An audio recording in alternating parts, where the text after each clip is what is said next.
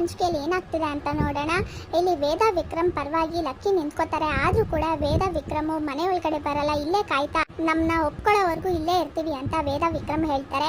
ಹಾಗೆ ಇಲ್ಲಿ ಶೈಲು ಮತ್ತೆ ಸಾಕ್ಷಿ ನೋಡ್ತಿದ್ದಾರೆ ಅಂತ ಗೊತ್ತಾಗಿದ ತಕ್ಷಣ ವೇದ ವಿಕ್ರಮ್ ಇಬ್ರು ಖುಷಿಯಿಂದ ಡ್ಯಾನ್ಸ್ ಮಾಡ್ತಿರ್ತಾರೆ.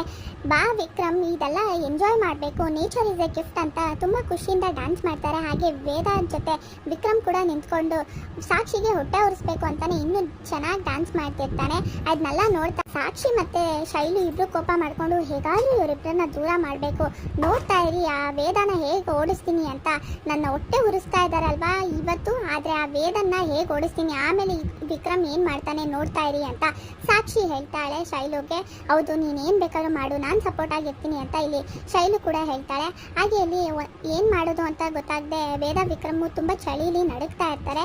ಆ ಟೈಮಲ್ಲಿ ಜಯ ನೋಡ್ತಾ ಮೇಷ್ರಿಗೆ ಹೇಳ್ತಾರೆ, ಪಾಪ ಅವ್ರು ತುಂಬಾ ಬೇಜಾರಲ್ಲಿದ್ದಾರೆ, ಈ ಥರ ಮಕ್ಕಳನ್ನ ಹೊರಗಡೆ ಬಿಟ್ಟರೆ ಹೇಗೆ ಹೇಳಿ, ಆದರೂ ಮಾಡಿ ಒಳಗಡೆ ಕರ್ಕೋಬೇಕು, ನೋಡಿ ಜನ ಏನಂತ ಮಾತಾಡ್ಕೋತಾರೆ, ಸಾಕ್ಷಿನ ಮನೆ ಒಳಗಡೆ ಬಿಟ್ಕೊಂಡು ಮಗ ಸೊಸೆನ ಹೊರಗಡೆ ಹಾಕಿದಾರಲ್ಲ ಅಂತ ನಮ್ಮ ಬಗ್ಗೆನೇ ಏನೇನೋ ಮಾತಾಡ್ಕೊಳ್ಳಲ್ವಾ, ಅವ್ರನ್ನ ನೋಡಿದ್ರೆ ತುಂಬಾ ಬೇಜಾರಾಗ್ತಿದೆ ಕಣ್ರಿ ಅಂತ ಹೇಳಿ ಹೇಗೋ ಮಾಡಿ ಸಮಾಧಾನ ಮಾಡ್ತಾರೆ. ಹಾಗೆ ಇಲ್ಲಿ ಲಕ್ಕಿ ಕೂಡ ಏನೇನೋ ಹೇಳಿ ಮೇಷ್ಟ್ರು ಮನಸ್ಸನ್ನ ಬದಲಾಯಿಸಬೇಕು, ದಯವಿಟ್ಟು ಕಣೋ, ನನಗಾದ್ರೂ ನನಗೋಸ್ಕರ ಅಂತ ಆದರೂ ನಿಮ್ಮ ಅಮ್ಮನಿಗೋಸ್ಕರ ಆದರೂ ಒಳಗಡೆ ಕರ್ಕೋ ಅಂತ ತುಂಬಾ ಬೇಜಾರಿಂದ ಬೇಡ್ಕೋತಾರೆ. ಸಾಕ್ಷಿ ಮತ್ತೆ ವಿಕ್ರಮ್ನ ನೋಡ್ತಾ ಮೇಷ್ಟ್ರಿಗೆ ಬೇಜಾರಾಗುತ್ತೆ, ಏನು ಮಾಡಬೇಕು ಅಂತ ದಾರಿ ತೋರಿಸ್ತೆ, ಮನೆಯವರೆಲ್ಲ ಹೇಳ್ತಾ ಇದ್ದಾರೆ ಅಂತ ವಿಷ್ಣು ಬಸು ಹೇಳಿದ್ರು ಅಂತ ಕೂಡ ಸರಿ ಆಯಿತು ಅಂತ ಒಪ್ಕೋತಾರೆ. ಆದರೆ ಯಾವುದೇ ಕಾರಣಕ್ಕೂ ಅವ್ರ ಜೊತೆ ನಾನಂತೂ ಮಾತಾಡೋದಿಲ್ಲ, ಈ ಸಾಕ್ಷಿ ಜೀವನ ಸರಿ ಹೋಗೋವರೆಗೂ ಅವ್ರನ್ನ ನಾನು ಮಾತಾಡ್ಸೋದಿಲ್ಲ, ಹಾಗೆ ಮಗ ಸೊಸೆ ಅಂತ ಒಪ್ಕೊಳ್ಳೋದು ಇಲ್ಲ ಅಂತ ಮೇಷ್ ಹೇಳ್ತಾರೆ.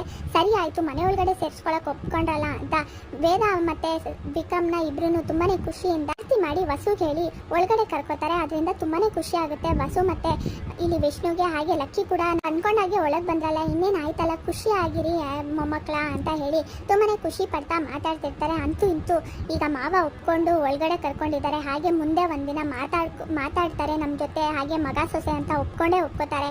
ಏನು ಹೆದರ್ಕೋಬೇಡ, ಎಲ್ಲ ಒಳ್ಳೇದಾಗುತ್ತೆ ಗುಂಡ, ಮಾವ ನಮ್ಮನ್ನ ಒಪ್ಕೋತಾರೆ, ನೀನು ಒಂದಿನ ನನ್ನ ಬೇಡ ಅಂತ ಮನೆಯಿಂದ ಹೊರಗಡೆ ಹಾಕಿದ್ದೆ, ಹಾಗೆ ಇವತ್ತು ಒಪ್ಕೊಂಡಿದ್ಯಲ್ವಾ, ಅದೇ ಥರ ದೇವರು ನಮ್ಮನ್ನ ಕೈ ಹಿಡಿತಾನೆ ಅಂತ ಎಲ್ಲರೂ ಧೈರ್ಯ ತುಂಬುತ್ತಾರೆ ವೇದ ಮತ್ತು ವಿಕ್ರಮ್ಗೆ. ಆಗ ತುಂಬಾ ಖುಷಿ ಪಡ್ತಿರ್ತಾರೆ ಒಳಗಡೆ ಬಂದ್ವಲ್ಲ ಅಂತ.